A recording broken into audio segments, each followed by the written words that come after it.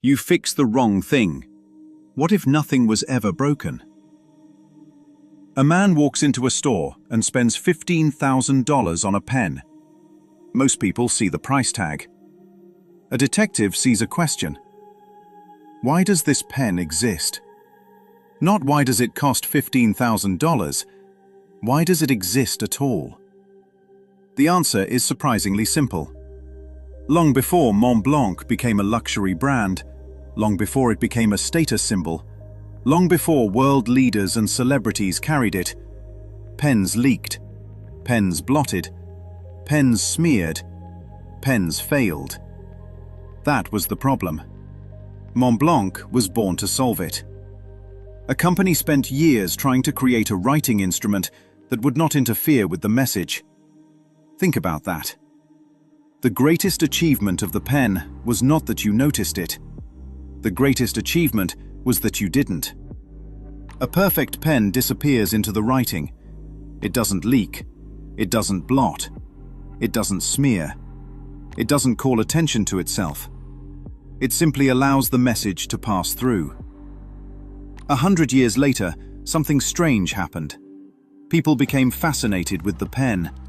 They forgot the problem it was created to solve. That is a detective clue, because the same thing happens everywhere. People become fascinated with the solution. They forget the problem that gave birth to it. People become fascinated with the grievance. They forget the problem it was supposedly solving. People become fascinated with the defense.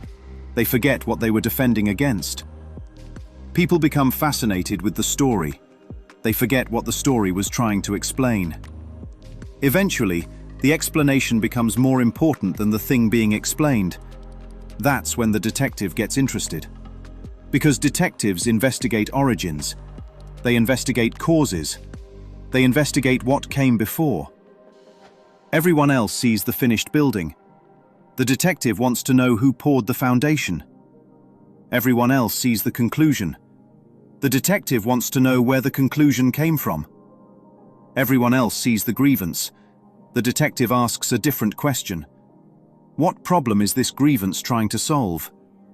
That's a strange question. Most people have never asked it. They assume the grievance is the problem. The detective investigates the grievance itself.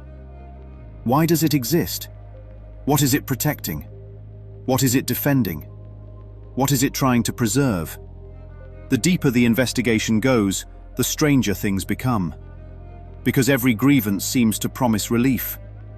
Every grievance says the same thing. Hold on to me. I will keep you safe. I will protect you.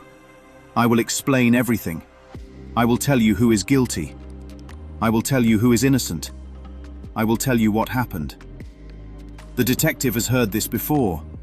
A witness says he knows exactly what happened. A detective becomes cautious.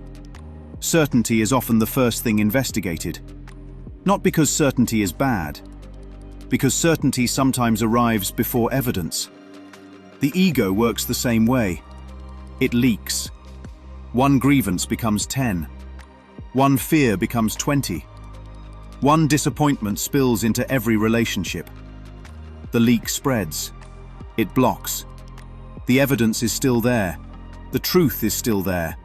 The peace is still there. But something seems to stand in the way. The flow is interrupted. It smears.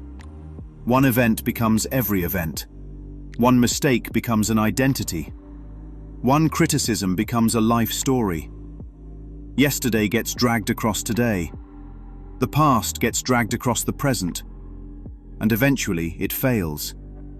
Not a small failure, a total failure. The entire system collapses under its own weight. The defense becomes exhausting. The protecting becomes exhausting. The becoming becomes exhausting. The chasing becomes exhausting. The grinding becomes exhausting. The detective notices something remarkable. Every solution the ego offers requires the problem to remain. Think about that. If the problem disappeared, the solution would no longer be needed. The grievance needs an enemy. The defense needs a threat. The protection needs a danger. The story needs a villain. The detective sits quietly with that observation. Then another question appears. Not how do I solve the problem? Not how do I fix the problem? Not how do I manage the problem? A deeper question. What if the problem I think I have isn't the real problem at all? And deeper still, what if nothing was ever broken? That question does not attack the world. It does not attack the ego. It does not attack the person.